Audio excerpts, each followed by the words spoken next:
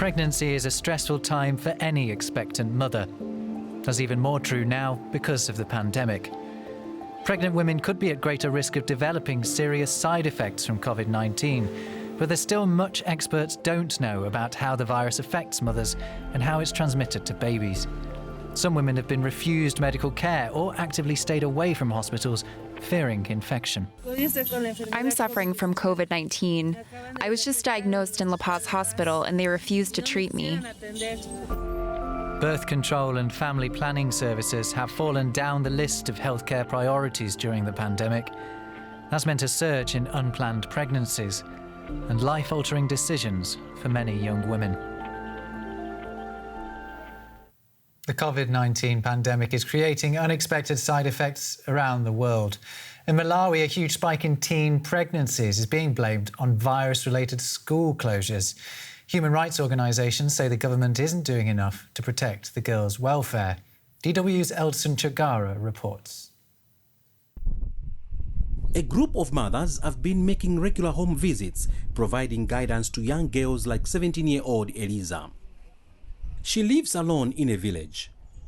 She fell for a married man who promised her a smartphone and food, which turned out to be empty promises. Now, she is pregnant. When I was in school, I used to have a lot of problems because my family is poor. I could not have soap, body lotion, clothing or food. My mother failed to tend for us children, and so I was having sex and eventually got pregnant. Eliza says she did not know that the man is married and has 2 children. Unfortunately, she never used birth control. I was aware of family planning methods, but my schoolmates deceived me. They said using contraceptives would make me unable to have children. So when the man proposed to me, we had sex, and he got me pregnant. Her outraged parents sent her away. Her mother said she could not take care of Eliza and her baby. This was a big blow to my family. We're poor, and her pregnancy is an added burden that I couldn't handle. An NGO in the district has stepped up its efforts to reduce teenage pregnancies. It fears more teenage girls could get pregnant without proper messaging about family planning and if schools are not opened soon. We are very saddened with the increased number of teen pregnancies, but we know that with the collaboration that we have with different stakeholders, we can indeed reverse this. According to figures from the National Helpline and the Regional Department of Social Welfare, teenage pregnancies in the district have tripled. One reason is lack of parental care. It seems like some of them are not taking responsibility in terms of counseling and the provision of psychosocial support to girls and encouraging them in their education, although as of now, schools are closed. We believe that there could be disruptions because the people that are supposed to be providing these sexual reproductive health services for young people are now occupied to now be able to manage COVID-19 cases if at all they present themselves at the health centers. So we're actually thinking that there is a disruption of these services. Before schools closed, Eliza worked hard in class to achieve her dreams of becoming a teacher. But she remains determined to continue her education despite all the obstacles. This isn't the end of my aspirations. After I have the baby, I'll do my best to go back and finish school. Eliza doesn't want to be one of the many young girls in Malawi who get married before the age of 20. She has learned her bitter lesson and hopes to bring her dreams back to life. Well, let's speak to Anita Makins from the International Federation of Obstetricians and Gynecologists. Thanks for joining us. What do we know about the impact that COVID-19 is having on unwanted pregnancies? So it's a very serious situation. The prediction is that about something like 48 million women won't have access to contraceptive methods. And that this could lead to something between 7 and 15 million unintended pregnancies worldwide. So you can imagine this will create a huge burden to health systems across the world and increase the number of unsafe abortions for sure. This isn't unprecedented, though, is it? I mean, you've been researching the effect of the Ebola outbreak in parts of Africa on family planning. What have you learnt from looking at that outbreak that we can apply now? Yeah, so when we look at what happened in West Africa during the Ebola epidemic, people stopped accessing health services and what they considered to be non-essential. And so antenatal clinic appointments went down, for example, in Guinea by about 2/3. Uptake of family planning methods also went down by about 2/3 during the epidemic. And then similarly in Liberia by half, by 50%, and in Sierra Leone by about 1/4. So the impact of that in the long run was then very, very serious.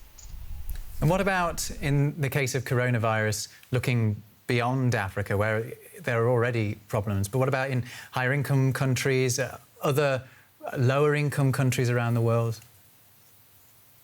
Yeah, so similarly, our expectation or what has been happening, what we've been hearing on the grapevine really is that women are trying not to access health services that they can consider non-essential, and so the uptake of contraceptive methods has gone down.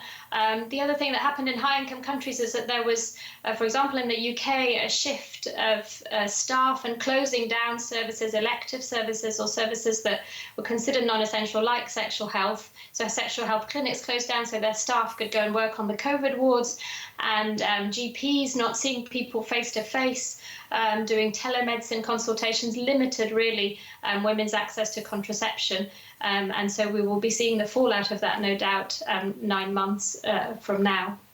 And we're talking about millions, potentially, of extra births as a result of this, a noticeable increase in the global population. Yeah, so the estimation is between 7 to 15 million extra unintended pregnancies worldwide. And obviously it'll affect different countries at different proportions, but in countries with fragile health systems that struggle to cope with the workload they have at the moment, then it's very serious, and it'll set us back in terms of the progress that has been made when we look at Sustainable Development Goals and the improvements in healthcare that have been seen in women's health, during the Millennium Development Goals. We will be going back in time with that. So really, really worrying. Is there anything being done to avoid that, or at least to mitigate it? Yeah, so FIGO, the organisation I work for, we've been working very hard. We put together, the Contraception Committee put together a statement looking at specific things that could be done to try to mitigate this. One of the ideas was, for example, services which women will continue to use. For example, women coming to give birth generally will continue to come to hospital to give birth.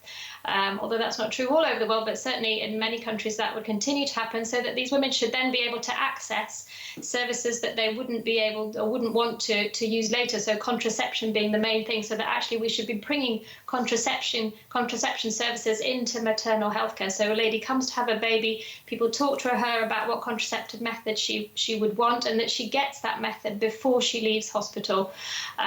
If you use a long-acting method like the postpartum intrauterine device, a little coil or an implant, then you're looking at having contraception for 3 to 5 to even 10 years.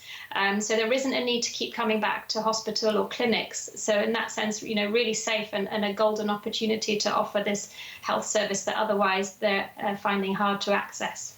Yeah, I suppose it's to some extent about making the most of those encounters with these women when they do encounter healthcare workers. Anita Makins from the International Federation of Obstetricians and Gynecologists, thanks a lot for joining us. Thank you. Thanks.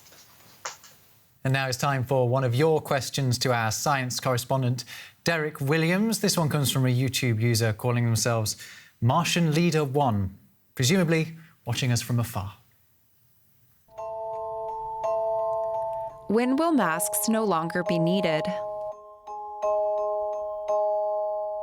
This largely theoretical question, I think, is worth thinking about, even though there's no end in sight to the pandemic. The issue of wearing masks has polarized people in some countries, at least partly due to the fact that despite a huge amount of study in the field, nobody has been able to pin down a concrete number on just how much they actually help. And how could studies reflect the real world anyway? I mean, we're all wearing different kinds of masks, often haphazardly, and either abiding by or not abiding by a lot of different national rules. There does, however, now seem to be a general acceptance by the majority in most places that masks help at least some if they're worn properly. And in societies like here in Germany, where wide-scale mask wearing was unthinkable just 6 months ago, they're now just a part of daily life when you go to the store or when you get on public transport. The thing is, after working so hard to get people to accept them, I think that governments will be slow to say that masks are no longer needed at some point. In other words, there's no way to tell how long we'll need to wear them. There's just predicting what has to happen before governments are willing to relax guidelines. And my hunch is that at this point, most governments won't be willing to do that until safe and effective vaccines start keeping infection rates under control. I personally predict that we'll still be wearing masks, at least in some settings, until at least the middle of 2021. Of course, that's one of these cases where I'd be really happy if my prediction proved wrong.